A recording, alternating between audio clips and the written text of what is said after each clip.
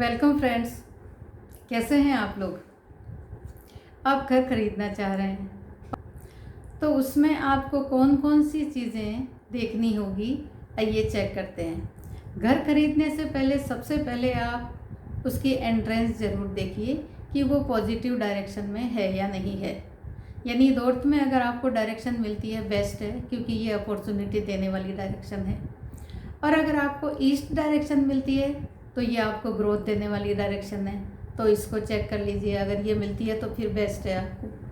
फिर इसके बाद में आप सबसे पहले आप ये चेक करिए कि टॉयलेट्स, घर में टॉयलेट का सही जगह होना बहुत ज़रूरी है।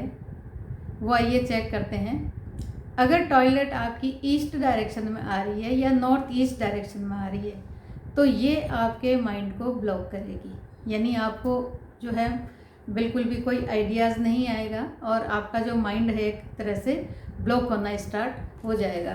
तो एक तो चीज़ आप टॉयलेट को ज़रूर देखिए कि नॉर्थ ईस्ट में टॉयलेट नहीं होनी चाहिए, और ईस्टर्न डायरेक्शन में भी अगर आपकी टॉयलेट है तो ये भी ठीक नहीं है आपके भवन के लिए।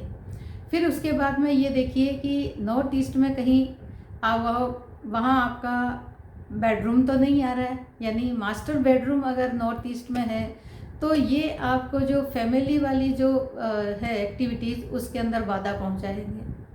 तो आप ये भी देख लीजिए कि मास्टर बेडरूम आपका नॉर्थ ईस्ट में नहीं होना चाहिए। नॉर्थ ईस्ट में टेंपल आप ज़रूर बनाइए, लेकिन मास्टर बेडरूम आपको अवॉइड करना चाहिए नॉर्थ ईस्ट डायरेक्शन में। बच्चों के लिए यहाँ ये कमरा हो सकता है, लेकिन मास्टर बेडरूम यहाँ नहीं होना चाहिए। फिर इसके बाद में हम क्या देखेंगे, आगे किचन देखेंगे। किचन अगर ईस्ट डायरेक्शन में अगर आ गई है तो ये भी थोड़ा सा प्रॉब्लम देने वाली हो सकती है, तो इसको भी आप अवॉइड कीजिए कि ईस्ट डायरेक्शन में आपकी किचन नहीं आए और ईस्ट डायरेक्शन में टॉयलेट भी नहीं आए। इसका भी आप ध्यान रखिए, क्योंकि ये दोनों ही आपकी ग्रोथ को ब्लॉक करेगी। अगर किचन है तो आपके माइंड में अग्रेशन रहेगा और लोगों के साथ में आपका जो कनेक्शन है उसको बनने नहीं देगा। तो किचन भी अवॉइड कीजिए और टॉयलेट भी अवॉइड कीजिए। फिर आइए आगे साउथ ईस्ट डायरेक्शन। हाँ, यहाँ आपकी अगर किचन आ जाती है उस घर में जो आप देख रहे हैं तो बेस्ट रिजल्ट यहाँ पर वो देगी। और साउथ डायरेक्शन में आपका अगर बेडरूम आ रहा है तो बेस्ट है। इसके अलावा साउथ वेस्ट में अगर आपका मास्टर बेडरूम आ जाता है तो वो भी आपके लिए बहुत बेस्ट है। यानी अर्निंग जो मेंबर है उसका जो बेडरूम है या मास्टर बेडरूम है साउथ वेस्ट डायरेक्शन में आता है तो ये अच्छा डायरेक्शन है।